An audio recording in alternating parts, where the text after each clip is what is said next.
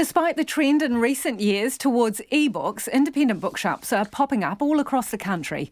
4 new shops opened in the past few months and another is due to open in Wellington later this week.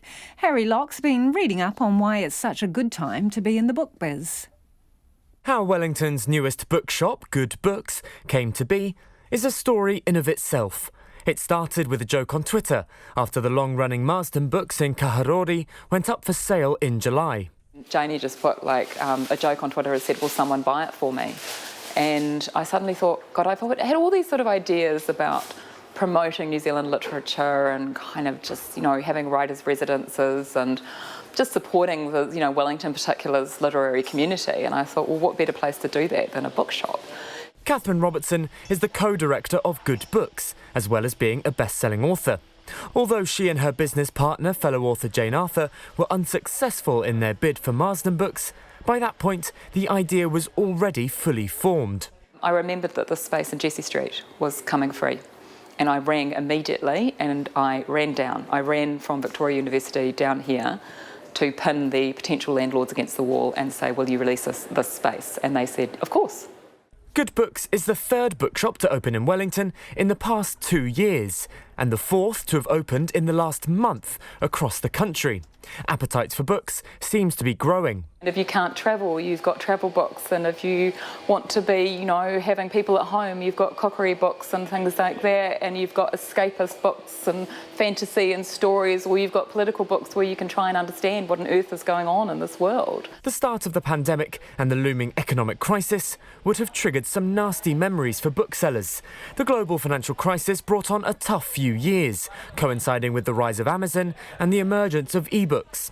But the head of Booksellers NZ, Dan Slevin, says this time around people are rediscovering just what a good bookshop has to offer. They also discovered that your local bookseller is a central part of your community. They have book clubs, they have book readings, they have author tours and signings and all of those sorts of things.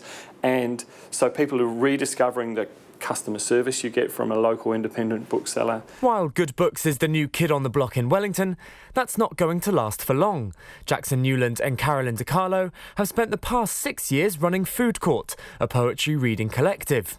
Now they're turning a new page, hoping to create something a bit different. The largest publishers that we're doing are like the university presses in New Zealand, but going way down smaller to just people who are hand-making books in their houses and stuff. They're looking to particularly feature Indigenous voices, queer voices, writers with disabilities and books in translation.